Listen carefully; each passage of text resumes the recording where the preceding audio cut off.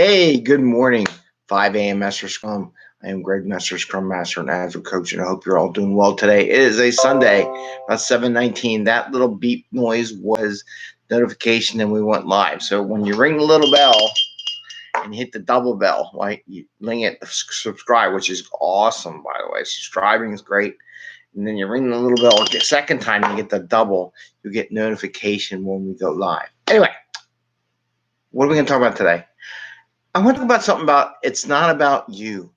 As an enterprise coach, every once in a while I coach things and I get scrum masters and people throughout the organization think about what I'm talking about is you and what it's really not. I may have saw something or learned something or trained something with one person. Typically, it's across the whole organization. People think, oh, you're just talking about me. No, there's about 10 other teams doing the same thing.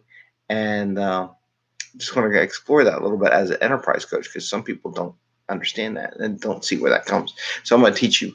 I'm going to share with you some of my thoughts as an enterprise coach, how I coach at the enterprise level. So 5 a.m. Mester Scrum Show. This is our 639th episode. I am Greg, Mester Scrum Master and Agile Coach, and here on the 5 a.m. Mester Scrum Show, we talk about Agile and Scrum in a practical and tactical way, so you bring value to your customer, not work the crazy hours like they all want you to, and get you home to family and friends so you can have some fun, enjoy life at work, enjoy life at home. You spend a lot of time at work, so you should make it fun. If it's a meat grinder at work, then it's not worth all those hours, right? So you want to have some fun. You got to enjoy it. So, with that said, what am I talking about, Greg? So, a lot of times I give examples of people doing things on their teams and stuff I see and observations, and then I talk about them. Well, not individually, but I do let them know. They know I've already met this. We talk about it. And some people think they have to step up and share about it, but it's like, no. It's like, if I share something and I already talked to you about it and everything like that, it's usually because the whole organization as a whole is doing the same thing. So I just find it interesting that so many people, I wish I could play on YouTube those songs like You Think It's All About You. There's some song from way back when that's, I wish I wrote that down because that's kind of thought in my mind was they're like, oh, you think this song's all about you, but it ain't all about you. I'm going to tell you right now, that song is 100% totally correct. So people think when you play that song, it's, oh, they're singing about me and my story. I'm like, no, it's the whole enterprise. So how do I coach as an enterprise? Well, a lot of times I'm working on a group and I'm going to use the one thing, but there's things going on, whether it be daily scrum, how they do their metrics, their integration, their conversations, how automation, it could be a whole swath of ideas and topics, improvement process, velocity improvement, velocity crazy commitment. There's so, as an agile coach in an enterprise level, there's so many places to go to help coach teams to become high performing, or there's little things that would help them be better. So a lot of times what I'll do is I'll notice trends among multiple teams. When I notice the trends about multiple teams is when I'll do a larger session on a particular activity where I'll coach the whole organization just to make sure everybody gets an idea what's the optimal way. And if possible, I'll use one of my teams after asking permission as an example for what an optimal team would look like. But I still get, every time I do that, every once in a while, you're just talking about me, is no, you just don't have visibility of everyone else. Now, where I make the mistake, and I thought about this a lot, is I don't do enough prep time with the other people and says, oh, by the way, there's a lot, I should be back and before I bring them up sometimes. And this is my mistake as an Agile enterprise coach. This is my mistake. Need to go out there and let them know that, hey, I see a lot of teams doing the same thing. I'm probably going to talk about it so all the teams can benefit. And just so you know, it's not going to be just your team. I'm going to show examples of multiple teams, and usually times I don't even share the example name. The only person in the room is going to know who they are is that team, right? But where I make the mistake is I got to build that trust factor, and some people don't get it.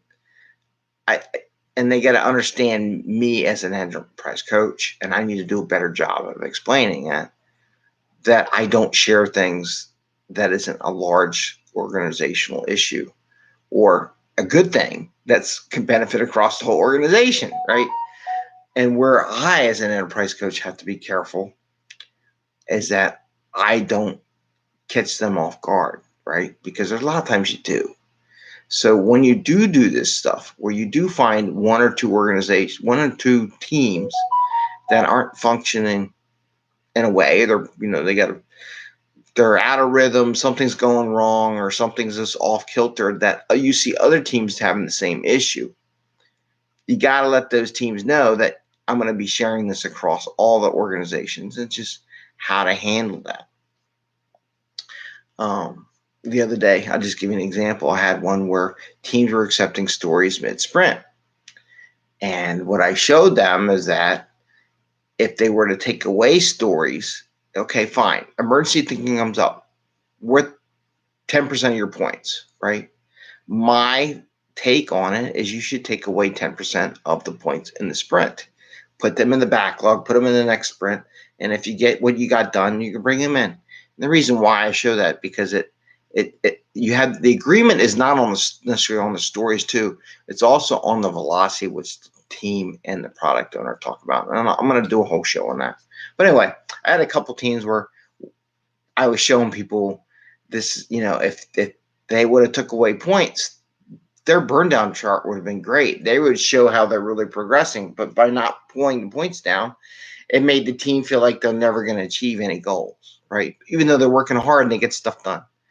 But it was happening on multiple teams because multiple Scrum Masters were allowing this to happen.